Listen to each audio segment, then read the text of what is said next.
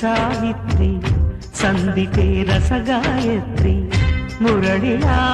పెదవితో కలిసిపోని ప్రియా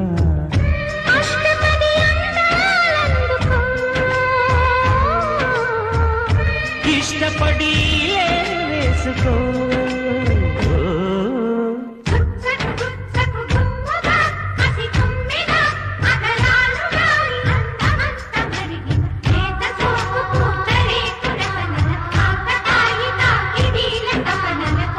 అమృతం కురిసిన రాత్రి